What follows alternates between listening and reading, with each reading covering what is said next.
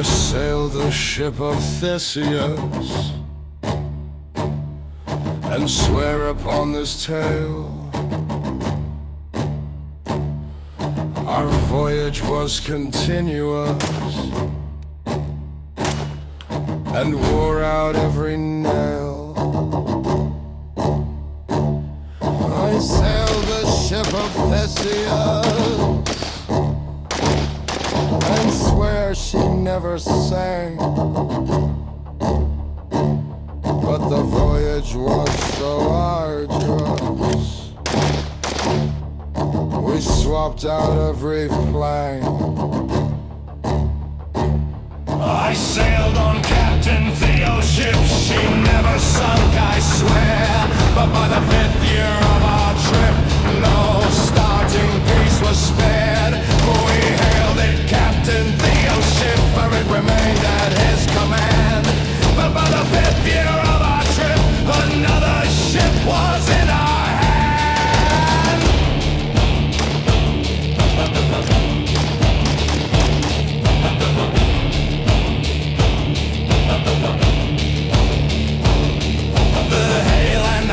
Shipping hands would flourish through the captain's care for every year. Anyways, the Rifle of PSA, where every part is tweaked, touched, and replaced to the point where it is no longer the real Rifle of PSA. But before we get into that, I do need to say thanks to all of you wonderful gents out there for supporting the channel. That's why there's no 30-second ad spot here right now. Getting into full disclosure on this rifle, this was sent to me by a kind viewer of the channel because he wanted to check it out and test out a few of the items on it. He even included one of his homemade slings to play around with, so I did not get this from PSA. I did not pay for it. It is a custom job by the average PSA enjoyer, and I mean that in the best way possible. I might be known online as your local PSA hater, however, I actually quite like this rifle, because most of it is not PSA at this point. But the question of the day is, are PSA rifles a good value or a good starting point if you're just trying to dip your toes into the water of rifles? And that's a very complicated question. So let's go ahead and start out with this one, shall we? We have, as the Lord intended, we have a 20-inch rifle, FN Cold Hammer Forge chrome-lined barrel with a A2 front sight block that has had it modified to fit this nice new rail. It of course didn't ship with this rail, probably something cringe and plastic and useless, but this is a Centurion Arms 2-piece M-lock rail, which does all of the things that you need it to do while not being a giant piece of garbage or an overweight quad rail for an already long boy system. Now the upper receiver is just mil-spec, and the BCG is mystery meat, as all PSA BCGs are, so that is the one element that I would probably recommend changing at some point in the future. Now, talking about performance, almost all performance with an AR is dictated off of two things: the BCG for longevity and the barrel for how it actually functions. Accuracy and cyclic rates are almost entirely dependent on that barrel. Fortunately, in this case, we have what is known as PSA's premium line, which is a FN Cold Hammer Forge chrome-lined barrel.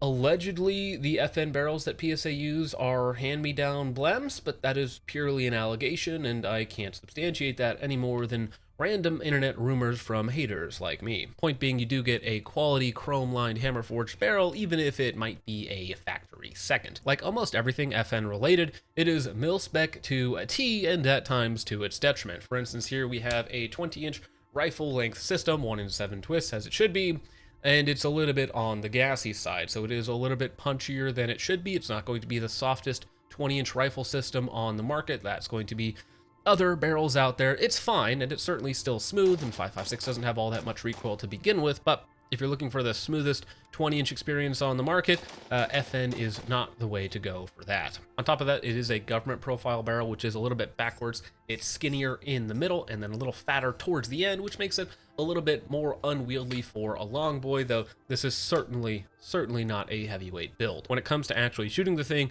it is a touch overgassed, but it's still going to be very good. It is still a 20-inch AR-15, and in terms of reliability, so far it has been perfect, minus one weird case separation incident, which I might chalk up to ammo, but it also could have been some issue with the barrel or muzzle device, even though I couldn't see like a strike or anything else like that, so I'm going to go ahead and say that's most likely ammo related. The only real question mark that I have in terms of longevity is going to be the bolt, so I would actually swap it out for one of the AO Precision TMS, the true mil-spec BCGs. If you can find them from a few different distributors out there, they are the actual contract BCGs for the FN M4s, so I think it would actually fit very well inside of this rifle, as opposed to whatever menagerie of mystery meat Microbest managed to throw in this guy. Could also be toolcraft, not that that's better. When we move the discussion along to value of taking either a PSA Freedom or a PSA Premium Up Receiver and kind of modifying it as you go, that's where the waters get a little bit more muddy. So for instance, this Up Receiver as you see it minus its accoutrements is probably about 700, maybe even a little bit more depending on how expensive the Centurion rail is, and you're still dealing with a little bit of mystery meat internals, so I don't necessarily love that as a starting point. However, if you buy one, you shoot it a lot, and you're worried about replacing things later on down the road, maybe that can be a decent buy and a way to extend the life of whatever you purchase to get into the system, so I don't necessarily hate it from that perspective. If you are a newbie, you buy something that's cheap and you upgrade it as you go, that can be a kind of way to ease yourself in and a way to familiarize yourself with changing out parts, so I don't necessarily have a problem with it from that aspect.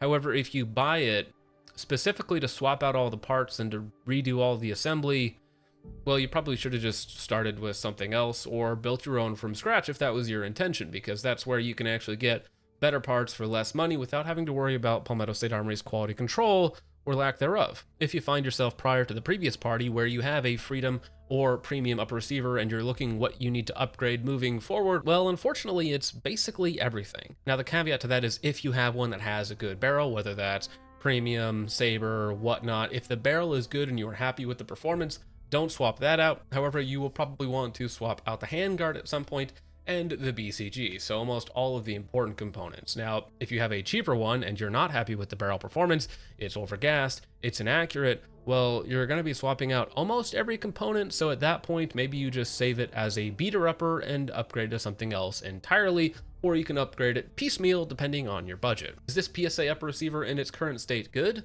Well, kind of, in that kind of it's good and kind of it's PSA. It's now something in between. And that's where I find a lot of the cope online from PSA enjoyers. They'll tell you, oh, it's actually great, I just swapped out XYZ components. And well, then my friend, you no longer have that PSA rifle or upper that you're for some reason defending online. And maybe the real lesson Theseus should have taken away was that he shouldn't have been so materialistic about the state of his ship, or in your case, the state of your rifle. Before we get out of here, I do want to talk about the accoutrements because they work well together and it performs fine for a general purpose upper, so I do want to at least shout them out. Up front, we have a 4-prong flash hider, which might be a little bit obnoxious in terms of its ping, but it is very effective. So if you're looking for signature reduction and you don't care about the little bit of ringing in your ears, or it's just normal to you at this point, not a bad way to go.